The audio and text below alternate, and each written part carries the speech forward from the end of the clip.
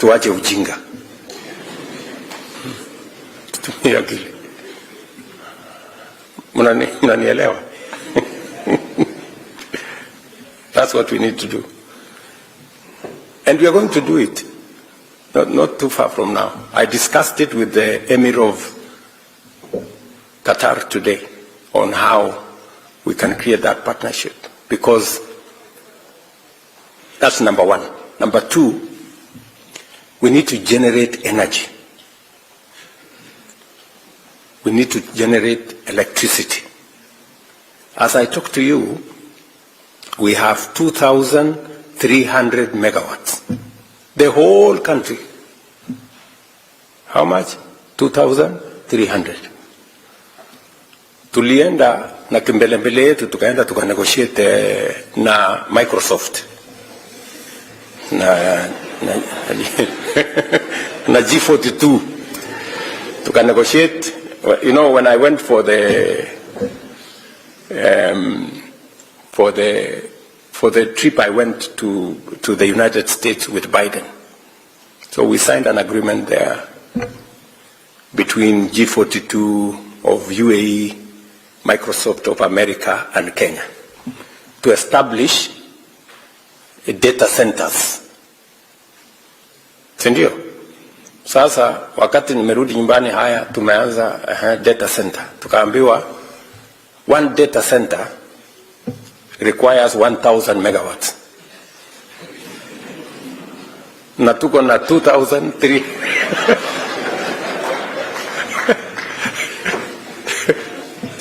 tuko na 2,300 megawatts the whole country. So ili tufanye hiyo data center, we have to shut down half the country. Unaona sasa? So we need to have, if we have to industrialize, if we have to engage in manufacturing, we need minimum 10,000 megawatts of energy. And we need it like yesterday. Today, in Kenya, jioni between 5 and 10 p.m., we have to do load shedding. We have to shut off some areas to be able to power other areas because our energy haitoshi. I was in Ethiopia last month. Tulienda kufungua dam hapo. That one dam is generating 5,400 megawatts. 2.5 times our whole power in Kenya. One dam. Mnaona si tuko na shida? Tuko na problem. So we have to. And we need about 1.2 trillion to do it. And we will find the money to do it. Mnanielewa? Yes. Otherwise, we will be left behind. Huyu is my technology advisor. AI, if we are left behind, tutakwama milele. So we cannot afford to be left behind this time. And AI is a huge consumer of energy. So we have to. And I have to tell you this. Simuliniambia, you are Kenya abroad. Yes, I have to tell you, because you have a stake in this. And then number 3, we have to invest in infrastructure. We need to extend the SGR from Naivasha to Uganda. We need minimum another 10,000 kilometers of tarmac so that you people can get home whenever you're going home. And you see, there are some people defending. No, you see, Ruto anataka kuuza airport. Mimi nataka niuze airport niende nifanyie kitu gani? You know, Qatar here is building an airport in Rwanda under the same framework. Are we together? So, I had a conversation with the Emir today, and we have put on the table what we are going to do with our airport What are we going to do with Kenya Airways and all the other things? Because, you know, the kind of investment we need kwa hiyo airport yetu is possibly almost 200 billion Kenya shillings. We don't have to put our money. We have money in the private sector that can do it. Yeah? So we need about 4.5 trillion Kenya shillings to undertake the three things I have told you. It's about $35 billion, and we are going to do it. Otherwise, tutakwama. Shida, friends, shida tuko naye Kenya ni average thinking, you know, ordinary, usual. Unless we up our game, unless we up our ambition, unless we think about the extraordinary. And I like the person who prayed here. He said, excellence and integrity in his prayer. We have to begin to think about the excellent. Wachana na hii average. Hii average thinking hii ndio inatuletea hasara. We look at everything, we think it is impossible. We look at that, we think it's impossible. Others did it. Why can't we do it? You know? So I really want to persuade you as citizens of our great country. Let us agree to change Kenya. We can do it. Let me give you one final example. Sababu najua imani yenu pengine iko kidogo.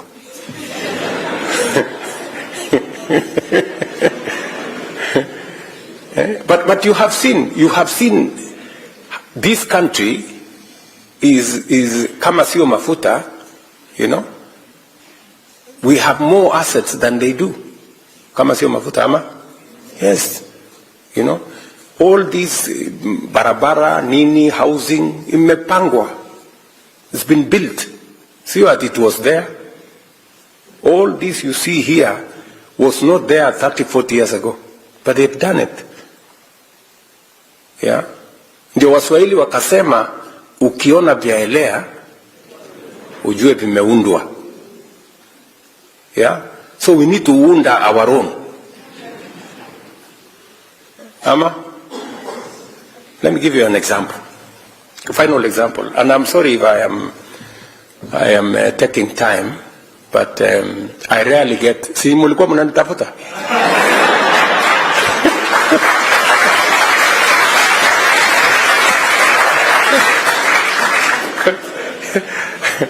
Hata mimi nilikuwa na watafuta. Sindio? Now listen. Why I'm telling you these things are possible. When I look at housing, look at what we have achieved. You know, in 2 years, just 2 years, you go to Mukuru, you go to Eldoret, you go to Nakuru, you go to Kisumu, you go to Migori, you go to anywhere. You know, things are happening. And it's just 2 years. Just imagine if we do this for 10 years. What about 20 years? You will not recognize Kenya in 20 years of this. But let me give you a much more pointed example. Investment is a function of savings. I am a scientist. I was told by the economists. The economists, that's what the economists say. I'm a scientist myself. I've become a good student of economics over time. So, as a country, unless we save, unless we have a good culture of saving, we cannot change our country. We cannot invest. And that is the reason why NSSF, which is the public saving entity, over the years has been, was never transformed. It's been like that for 40 years. And it's just small thinking. You know, people refuse to think outside the box. So when we came into office with Uhuru Kenyatta, we decided we want to change this. What do countries do? Public saving, countries do a percentage of people's salary. For Kenya, we made a mistake and we put a static number, 200 shillings. Imagine up to 2023, 2 years ago,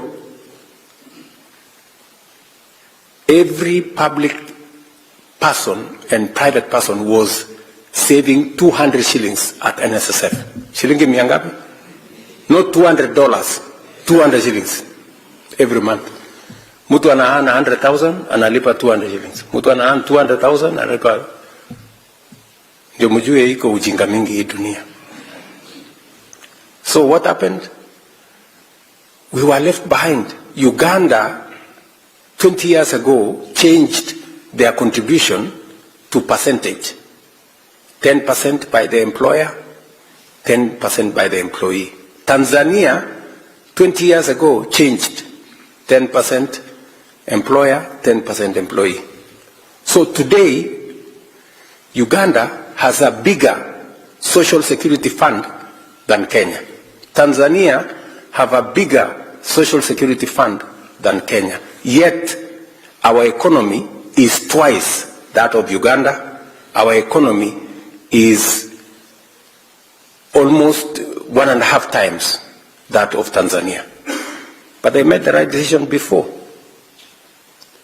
Tanzania today, their social security fund is building one of the tallest buildings in Hapa Hill in Kenya. NSF ya Tanzania. Just imagine.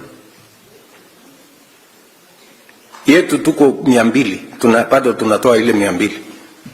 So we changed with my friend Uhuru Kenyatta in 2016. But then some characters took us to court. Wakatuzungusha huko kotini. So by bad luck to them, I became president. So nikawaita. Nikawambia hii ujinga muache. I mean, how can you stall the whole country? Tukwame kwa 200, other countries are going ahead of us. One of them was my friend Atwoli, because he was the one who had taken us to court. Nikamwongelesha, akakuwa mzee mungwana, akaniambia okay, wacha tuende tutoe kesi kotini. Tukatoa kesi kotini. Let me tell you now the good news. Do you know what has happened?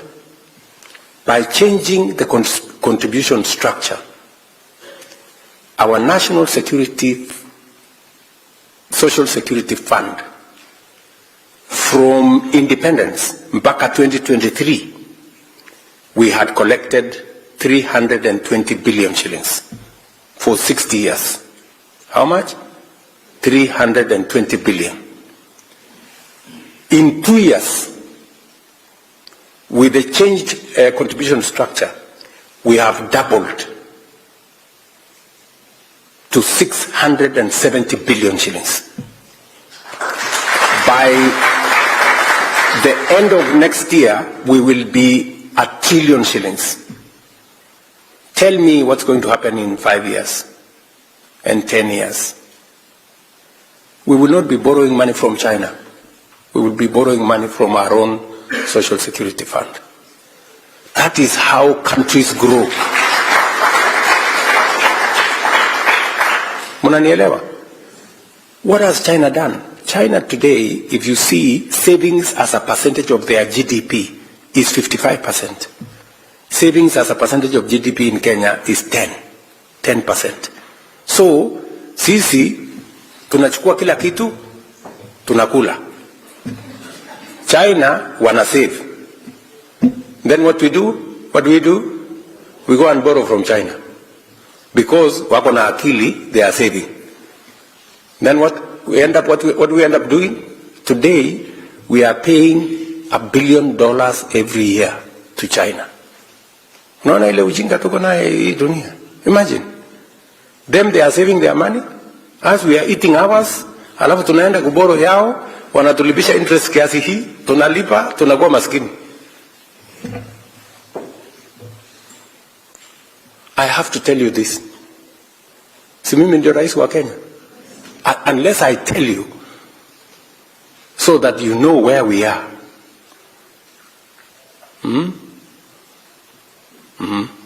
It's good for you to know. It is good. It's good for you to know. Yes. Because you know, hakuna haja ya kufichana. We have to tell each other the truth. So, we must stop this small thinking. I am very happy that now we are growing our own savings. Because of growing our own savings, interest rates will come down. Because we have enough patient money to lend. Our treasury bills will come down. Our treasury bonds will come down. We will have, a much more stable economy. That is how we'll change Kenya.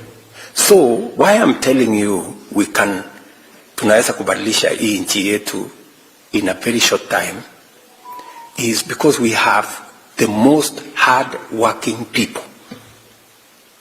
We have the most, innovative people.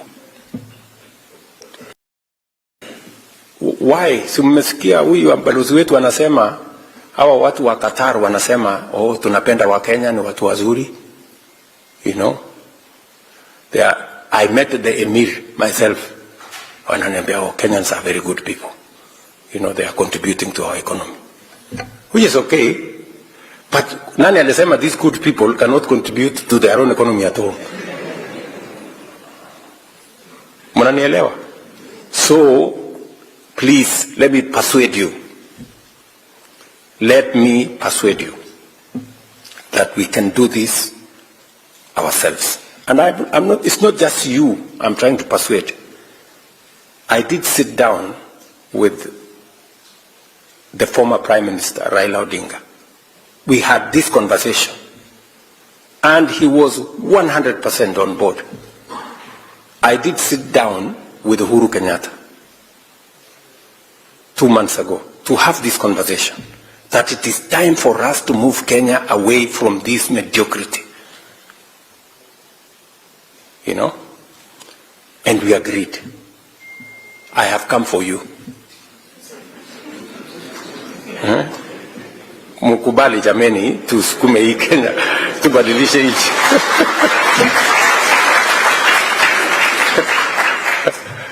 That is why I changed my flight. Because I wanted to talk to you. I wanted to talk to you. Because it's not always that God gives you an opportunity like the one I have. Sindio? Yes. Unajua hapo nyuma, pengine other people could have given excuses. Pengine mwingine anasema nilikuwa mzee. Mwingine anasema pengine si kusoma zaidi. Lakini mimi, what excuse do I have? I am not an old man. Nimesoma vizuri. Mimi si mtu mjinga. I know what I'm doing. So, I don't have an excuse not to transform Kenya. I just need your partnership and assistance. Munisamee kama nimewachokesha, lakini I had to.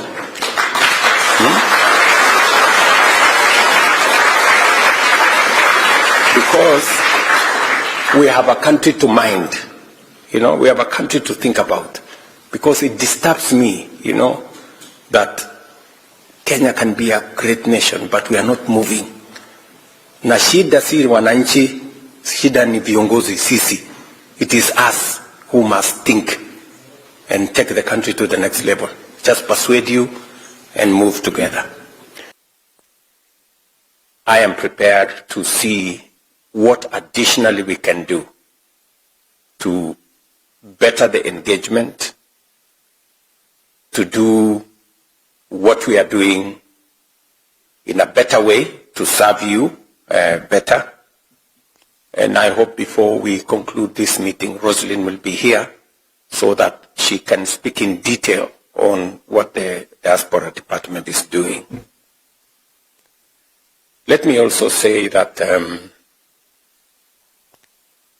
back at home, we have been deliberate about matters diaspora.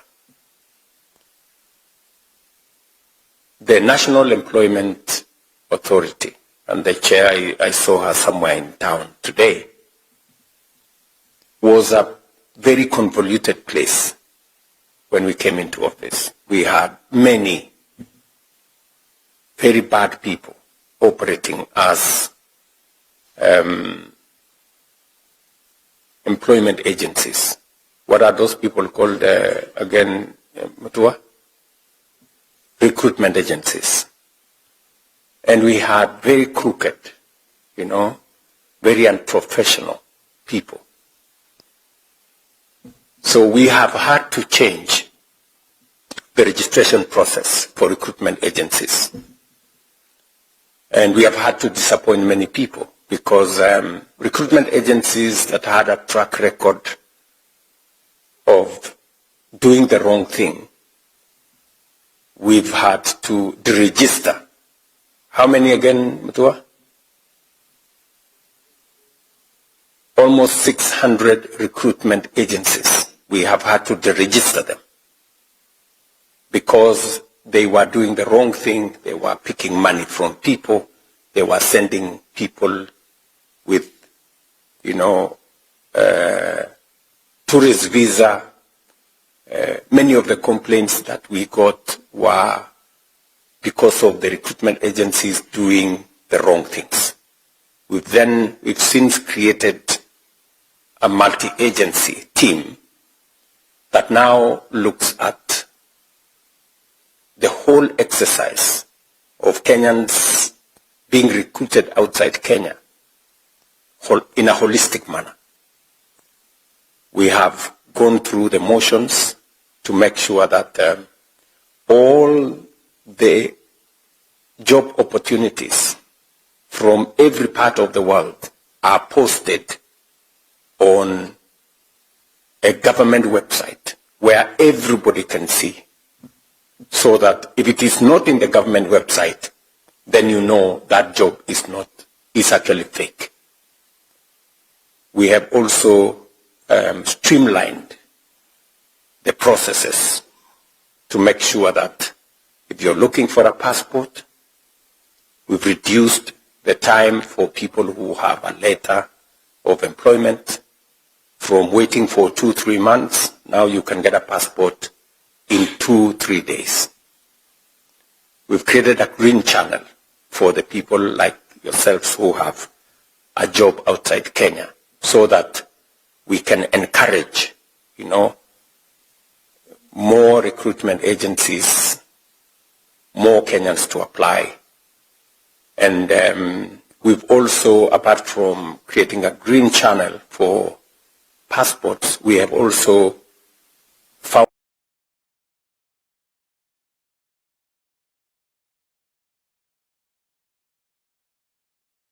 a mechanism where Kenyans who do not have the money to pay for tickets, we're now finding a way with our national youth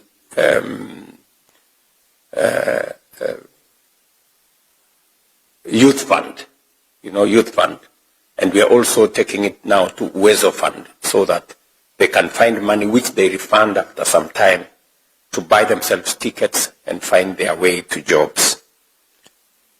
I have also been very clear on making sure that we do not send Kenyans to countries that we do not have bilateral labor agreements. And it is the reason why under the leadership of Musalia Mudavadi and the State Department for Diaspora and Ministry of Labor, we are signing more bilateral labor agreements. We are upgrading those that already exist. Like already there is a conversation between the government of Kenya and the state of Qatar on making sure that we now increase the number of skilled workforce that comes into this country. We're doing the same in Saudi Arabia. We're lucky we've done this again last year with Germany, with Austria. I had a conversation with the President of Hungary again today, and we are looking at opportunities there. He will be visiting Kenya sometime early next year for us to conclude that process. So our aim is to have bilateral labor agreements with at least 19 or 25 countries where we are certain that we have a firm government-to-government engagement that ensures that citizens of Kenya in those countries have the legal protection of both the government of Kenya and the host country government to make sure that we protect our citizens. And so, to you people in Qatar, I am very happy when I landed at the airport. Many people, Bari Mheshimiwa. I saw many people at the conference facility. I was wondering whether I was in Nairobi or whether I was in Nairobi or I was in Qatar. But you feel a sense of pride if you see citizens of your country, in different places of the world. And specifically to you people in Qatar, I must say congratulations. You are doing a wonderful job, and you have our support. Let me also say that it is our intention to support you on 3 other areas. We are working as a government to see how we can reduce the cost of you sending money back home, remittance. We know that it costs anywhere between 5 to 10% of the money you send. And if you look at the amount of money that comes to Kenya, it's about $5 billion. If you do 5% of $5 billion, it's colossal. It's huge money. It can make a big difference. So I did instruct the central bank to work with the International Association of Remittance so that we can find, much more cost-effective mechanisms of you being able to send your money back home. The second issue we are working on is how to support, the many people who come, and because of different customs, different cultures, they get disoriented and sometimes end up into depression. I'm very happy that you have a team here who is providing psychological support to Kenyans here. We're trying to mainstream that into policy so that we can find support through our embassies to support Kenyans. I think Rosemary would have been better placed to explain because she has briefed me on what they are doing and how we need to mainstream that, provide more safe houses for people to, if people are in need or they are affected in one way or another, they can find a safe place where we can assist them, even as we find mechanisms of how to support them either here or to support them to go back home. So we are still assessing. I think there are now a couple of safe houses in different countries. We're trying to expand that footprint so that we can support more Kenyans and their families in the diaspora. And finally, we also want to see how we can support you invest back home and help you structure that investment. We are in the final stages of a diaspora bond on how people in the diaspora can support Kenya with a diaspora bond that also gives you an investment income. So again, I think this is some of the outcomes of what we had as the diaspora conference that we had in Nairobi, I think a year and a half ago. And we are on the final stages through cabinet, and then finally we will create a framework that you can participate. And that is aside from all the other things that we are doing, including the affordable housing program, where instead of you now struggling to send money to some contractor or your relative, you can now buy affordable housing. Boma yangu #832 star, is it *823 #, buy a house. You don't have to struggle with who is the contractor and who is what. You have the undertaking of the government of Kenya that whatever house you buy, you will get it. Different from if you send to your friend or your relative, you will find that they will keep sending you pictures of the neighbor's house.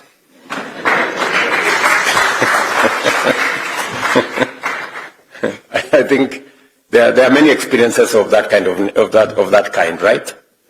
So again, there are those opportunities which you can tap into, and we can all take that forward. That is one thing I wanted to discuss with you, the issues about diaspora. I know there are many other issues that you would want us to discuss, which I will be here to listen to you later. The other thing I wanted to tell you was the status of where we are as a country. I know many of you read stories in social media, misinformation, disinformation, and everything in between. But just so that you know, I will tell you 5 things. Number 1, our economy. Our economy has, since the last 3 years, the economy has stabilized. Inflation has come down from 9.6 to 4.6 this month. Our dollar exchange rate has strengthened from 165 to now 129, 128. I don't know whether that is good or bad for you guys. Certainly it's good for our economy. Our foreign exchange reserves have grown from about $5.7 billion in 2022 to $12 billion now. It's actually doubled. And therefore we can sort out any dollar issues. There are people who could not remit their earnings to foreign countries. Now they can do it with a lot of ease. So I can confidently tell you that our economy is now stable. For those of you who follow the international financial news, Kenya was among 6 countries that everybody thought was going to default in 2022. In fact, I remember meeting Antonio Guterres, and he was telling me, what will you do, Mr. President, when your country defaults? But the good news is that by God's grace, with all the things that we did in between, cut back on this, removing subsidies on many of the things that were there, of the 6 countries that were billed to default, 5 defaulted, Kenya did not.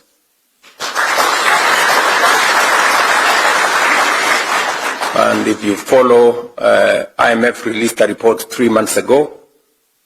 Kenya's economy now has passed Ethiopia, has passed Angola. Kenya is now the 6th largest economy in Africa.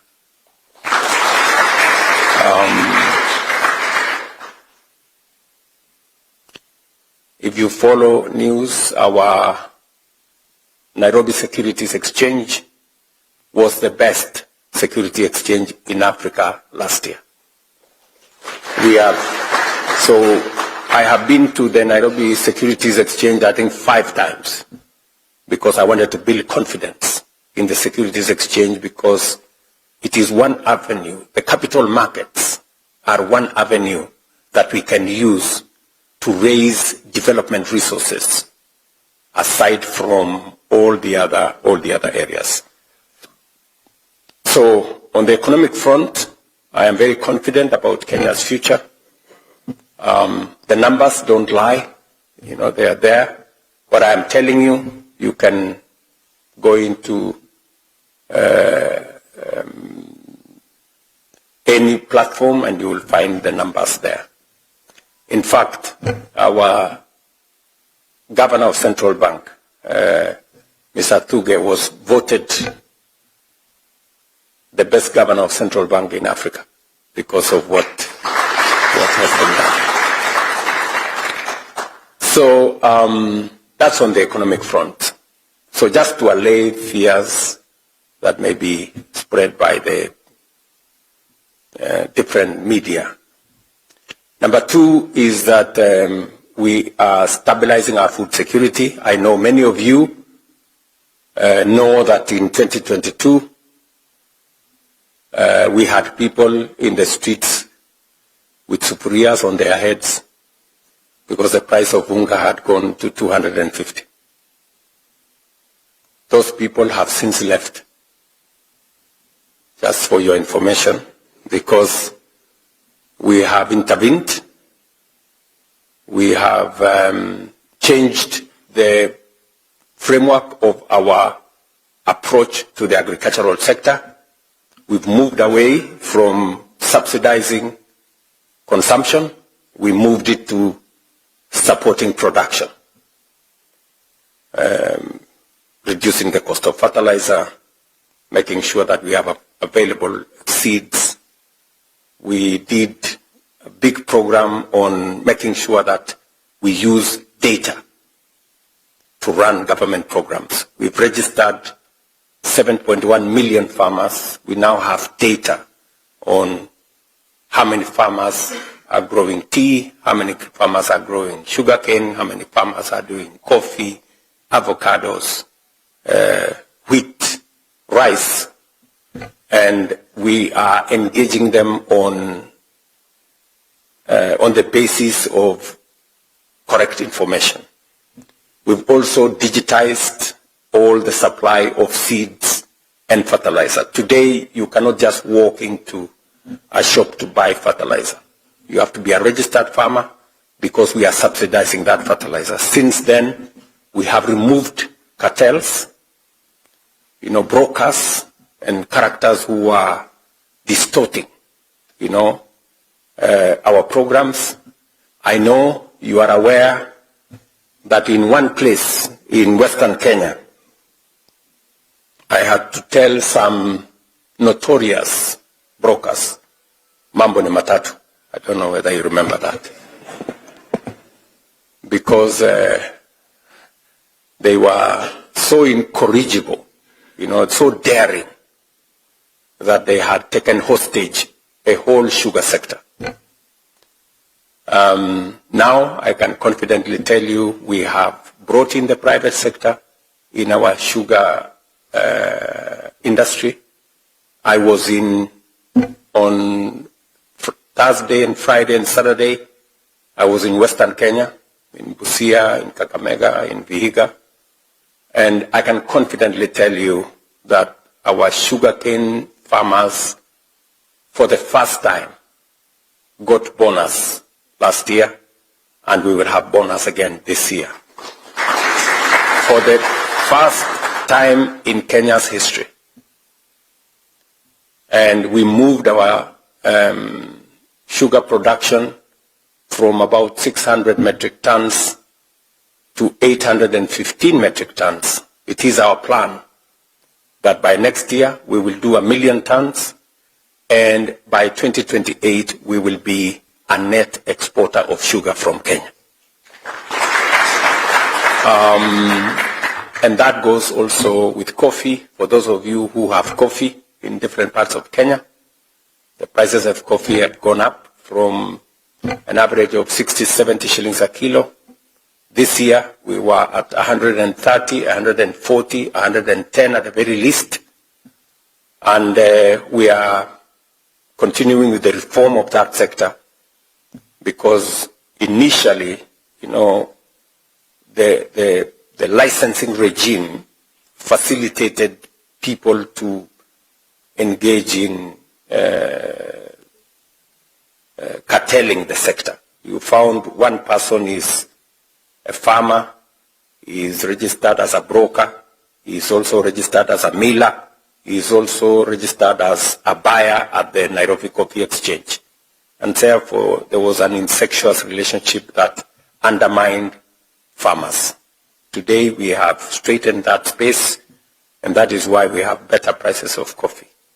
Same thing with tea and all the other areas. In short, what I can tell you is that we have an import bill, food import bill of about 500 billion Kenya shillings, $4 billion. Just imagine. Every year, importing sugar, edible oil, maize, wheat, rice.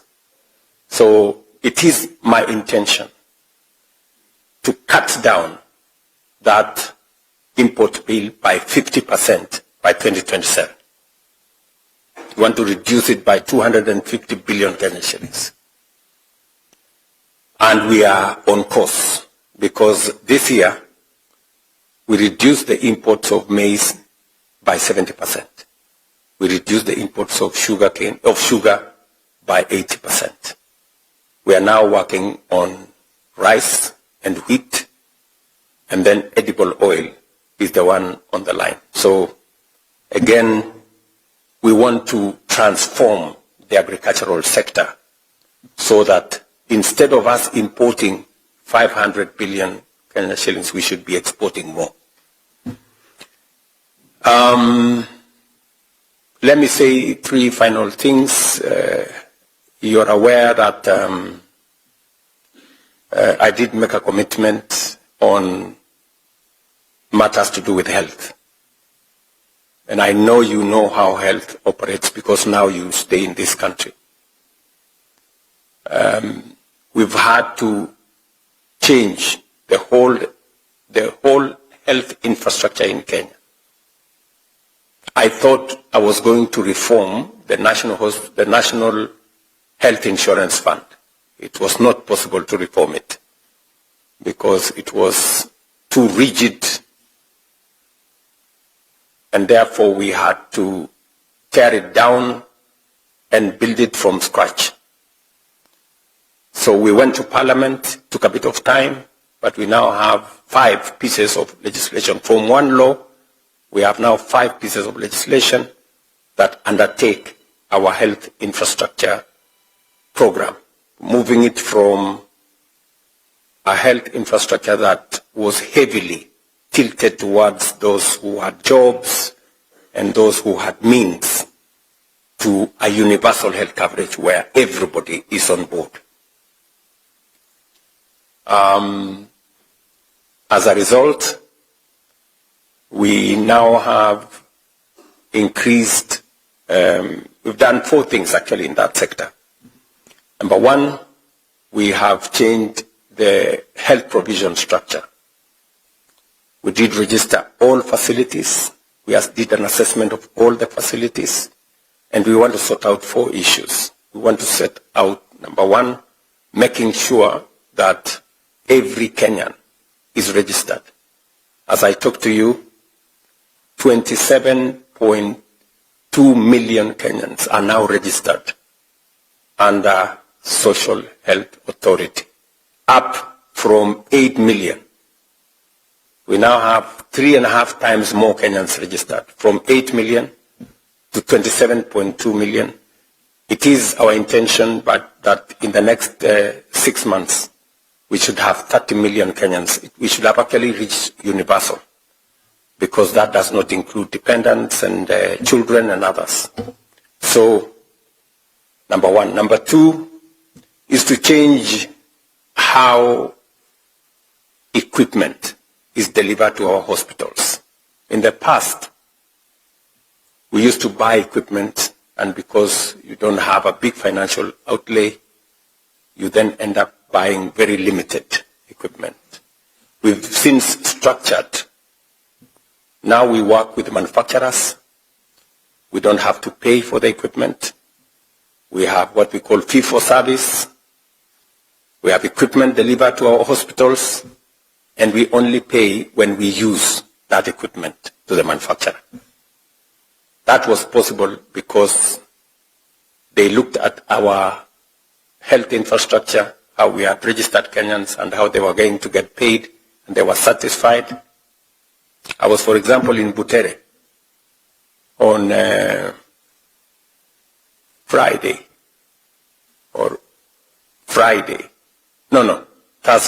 I was on Thursday in Butere. This small level 4 hospital in Butere, and you had CT scan there, you had all manner of equipment there. Ordinarily, you would never find a CT scan in Butere. If you were lucky, you would find it in the referral hospital in Eldoret or Kakamega. But because of the new framework we have created, it is possible for us to deploy the most sophisticated equipment in every hospital in Kenya. On Monday, or was it Tuesday, I was in Nakuru. Again, we were having the latest equipment delivered to the referral hospital in Nakuru. For those of you who follow my social media account, you will see. So we are changing the framework of delivery of health. And finally, is how we deliver health commodities. If you listen to many of the people at home, people normally complain about there is no dawa, hakuna dawa. Mwananchi wa kawaida anasema hakuna dawa. So we need to solve that hakuna dawa problem. And we have found the reason how to solve it. We've now given a better framework to KEMSA. We've decided that we deliver health commodities, medicines direct to health centers and dispensaries instead of taking them to stores at the county and all the other places. So we have built a better health infrastructure. It is a commitment that I made, and it is a commitment that I'm very proud that today is becoming a reality. And finally, he's just mentioned to you about education. I saw Omar mentioned about education here. Education is very important. For those of you who follow events at home, we had 4 different issues with education. We had CBC. Many parents were complaining they were doing homework up to midnight. They were being told to make cars at night, and many other stories. And so we have straightened CBC. Now there is clarity on what happens. Number 2, we had a big shortage of teachers. I can confidently tell you we have hired the largest number of teachers in Kenya's history. By January, we will have hired 100,000 teachers in 3 years. That is ordinarily government hires 100,000 teachers in 20 years. But we've done it in 3 years because I'm a very strong believer that if we want to equalize the fortunes of all our children, from poor or rich families, education must be accessible to everybody. We also had challenges with classrooms. We sourced money from the World Bank. We work with our own resources, with members of parliament, I must commend them. We built 23,000 new classrooms, and we are on the way building another 1,600 laboratories that will bring children, especially from informal settlements, rural areas that ordinarily would not have access to a laboratory or sufficient classrooms or enough teachers. That is the ecosystem we are sorting. We have also made sure that our universities, for those of you who understand what was the challenge with our universities, we had many universities, Nairobi University, Kenyatta University, Egerton University. They were paying lecturers half pay because there wasn't enough money. So we changed the funding model. We now have what we call student-centered funding model that ensures that we assess every student to make sure that no child, especially those from vulnerable backgrounds, miss school. We have since increased scholarships and loans to make sure that children from vulnerable backgrounds get up to 90% loan and scholarship so that we carry them along. So I just thought I should mention some of the things that we are doing back at home. And then finally, let me talk about jobs. I did make a commitment on jobs because we spend 680, in fact, this year, it is 702 billion Kenya shillings on education. 700 billion shillings on education. It is important that as we spend that amount of money in education, we also think about what happens to the pipeline when these people who are in ECDs, primary, secondary, college, university, when they get out of the pipeline, what happens to them?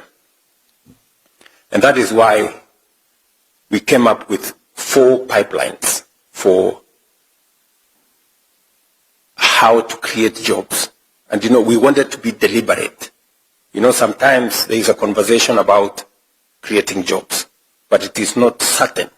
It is not deliberate. Unless you drill down to detail, you are unlikely to have any impact. And that is the reason why we were thinking, and we rolled out 4 different interventions on matters to do with creating jobs. Number 1 is our housing program. I know many of you, not you, many people in Kenya were asking me, what is wrong with you? Who told you we need houses?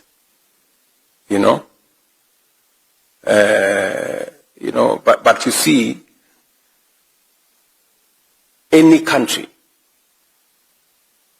that needs to stimulate the economy, they look at public infrastructure that creates, that is labor intensive and uses it, whether it's America, whether it is Europe, that's what they do. And again, for your information, housing was a program that has been there with us.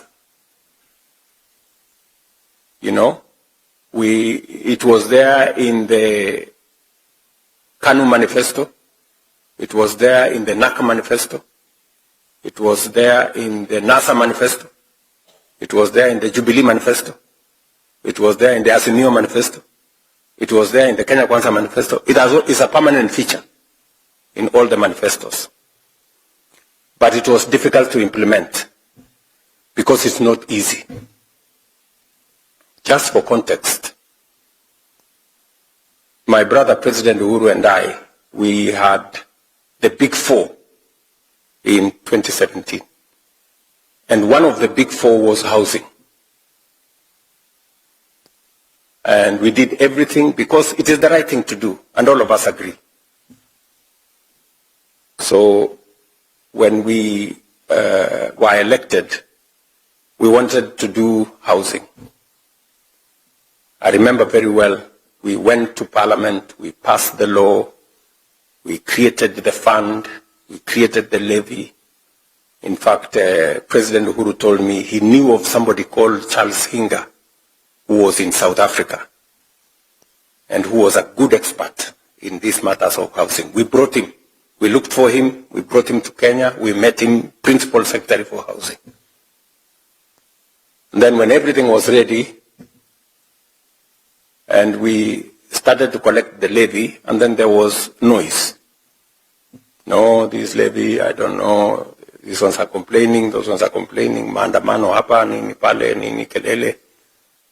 Then President Uhuru called me and told me, William, si wewe uko na nyumba? Nikamwambia ndio, mimi niko na nyumba. Sasa hii kelele hii tunapigiwa ni ya nini? Kama hao watu hawataki manyumba, achana na hawa. So our housing plan collapsed.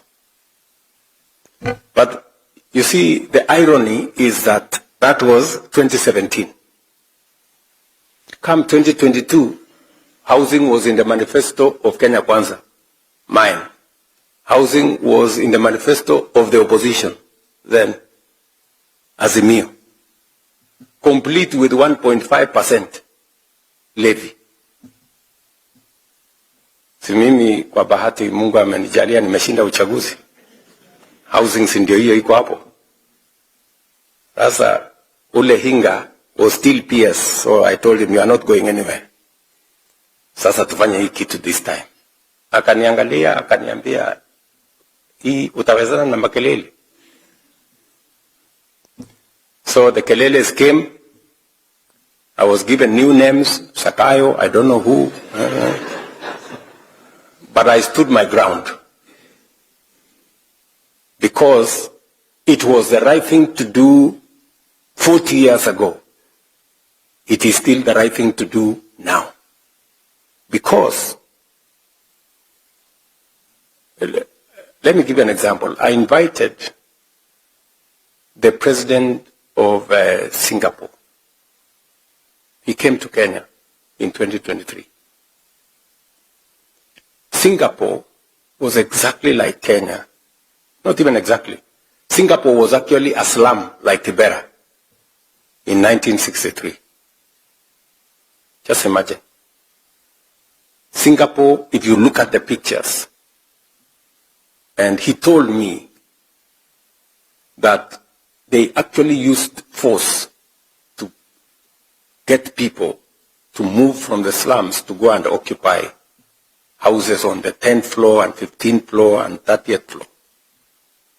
For Kenya, we didn't have to use force. So he told me housing is something that you must do. It's not easy, but it changes a nation. Just look at the difference. They implemented housing in 1964. Today, Singapore is a first world country. 95% of their population are home owners. The opposite is that in Kenya, we did not implement. We are a third world country. 7 million Kenyans live in slums. Do you see the difference? So, we're implementing housing. In fact, I think my team has some pictures on what we are doing in Kenya. Today, we are building 230,000 units. 230,000 units in every town and townships in Kenya. I mean, if there is one thing that is going to change the destiny of our nation, it's housing. If you go to Mandera, you go to Wajir, you go to Kitui, you go to Mombasa, you go to Nyeri, you go to Murang'a, you go to Eldoret, you go to Kisumu, you go to Siaya, everywhere. I was on Friday, I was in Funyula. Do you know where Funyula is? Unajua mahali Funyula iko? Funyula is in Busia. You know? And we have a 10-story affordable housing program in Funyula. We are doing another 14-story in Busia town. We are doing another one in Malaba. And on and on and on and on. Just before I show you the clip, what is happening? We are now hiring close to 600,000 people. Engineers, architects, quantity surveyors, electricians, plumbers, masons, carpenters, and everybody in between. We have people working in the steel industry, in the cement industry, in our quarries, and everybody in between. By next year, housing will be hiring 1 million people.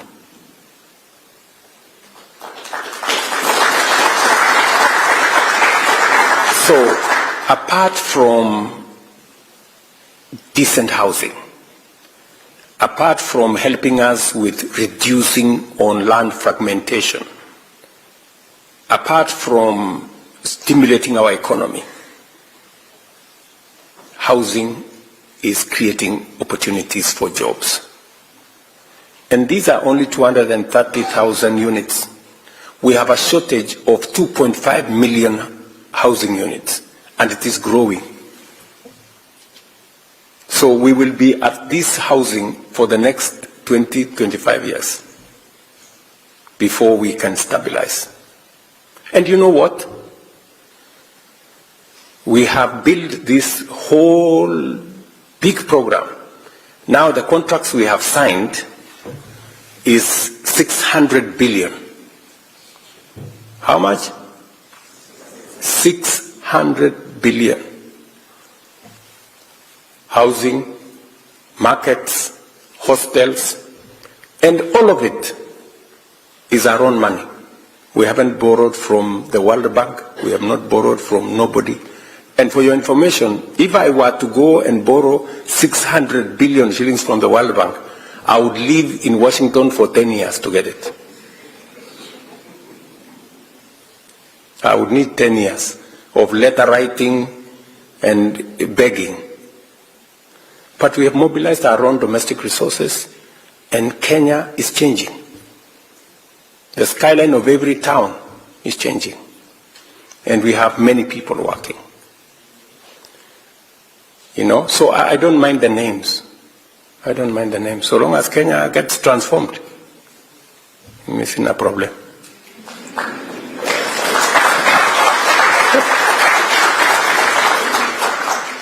Sindio? Yeah. That's how nations are changed. Nations are not changed by small thinking, you know, being politically correct all the time, you know. You are waiting what will become a coffee throughout. You can never change a nation that way. That is one. Number two, we are expanding our digital footprint. We now have Ajira centers, we now have ICT hubs, we have BPOs, business process outsourcing. In fact, Teleperformance, the largest BPO in the world, is now set up camp in Nairobi. Is that correct, Thigo? Yeah? At that place in Two Rivers. They've set up a huge facility there. So, and we now have close to 180,000 people working in that ecosystem of digital jobs, because we have streamlined the law around there to make sure it works. That's our second pillar on creating jobs. And we now want to take ICT hubs to every ward in Kenya. Members of Parliament, we have allocated them resources to build an ICT hub in every ward in Kenya so that we have 200-300 young people working, getting skilled so that they can work globally. And then number 3 is what I've just discussed with you, creating a pipeline for Kenyans who want to work abroad, by streamlining visa, making sure that we have a transparent process, signing bilateral labor agreement with different countries, and doing what we must to make sure that we facilitate the diaspora the way we are doing. In the last 3 years, 420,000 Kenyans have joined the diaspora. We now have clear numbers on who is working where, what is their pay, and what is their status. I'm very happy that close to maybe 10,000 of you, between 10 and 15,000 according to Mutua, have joined the diaspora in Qatar in the last 3 years. And we will now scale up because we have removed what were bottlenecks. Our intention is to triple the number of people working in Qatar as we do it elsewhere globally, because we still have opportunities. Wherever we have an opportunity, we will drive.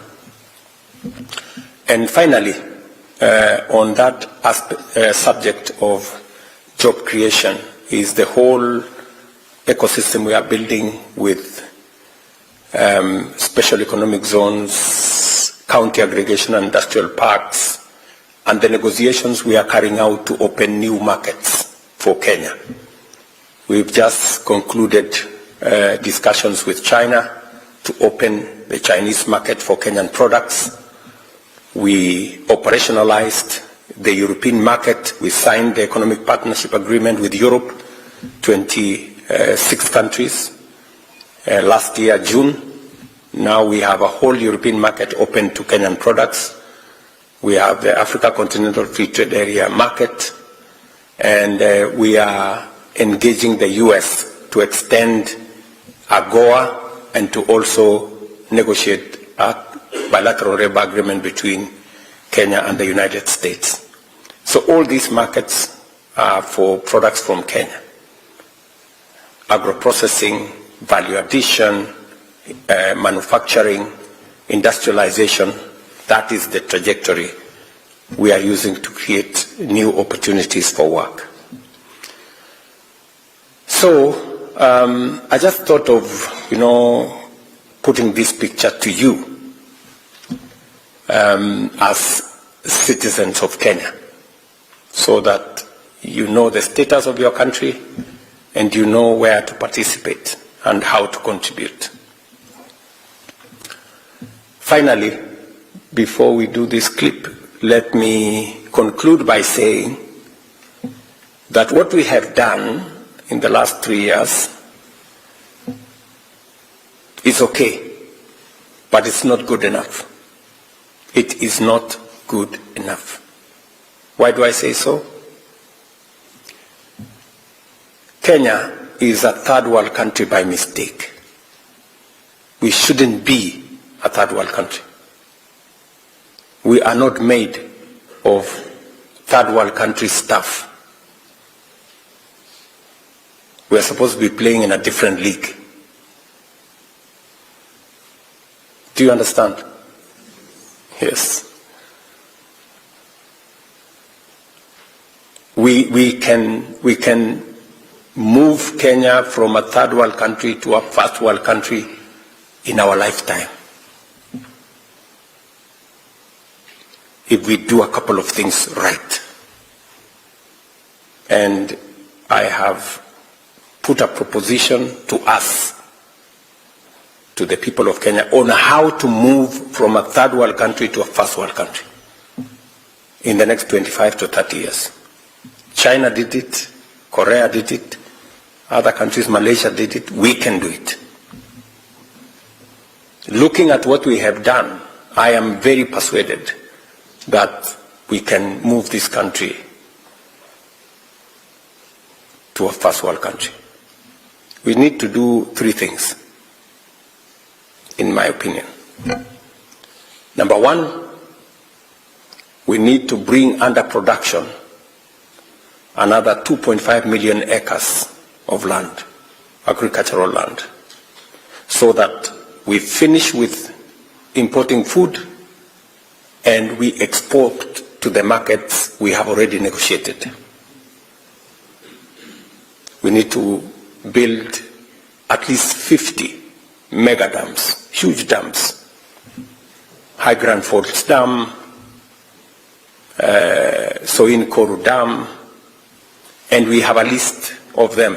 They've been in our books for the last 20 years.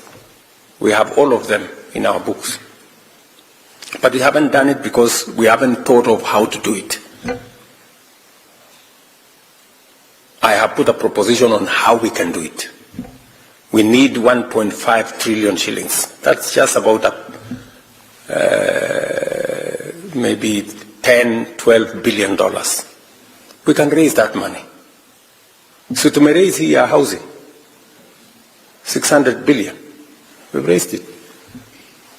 But this one we can raise even without any levy. We'll raise it to Tuwache.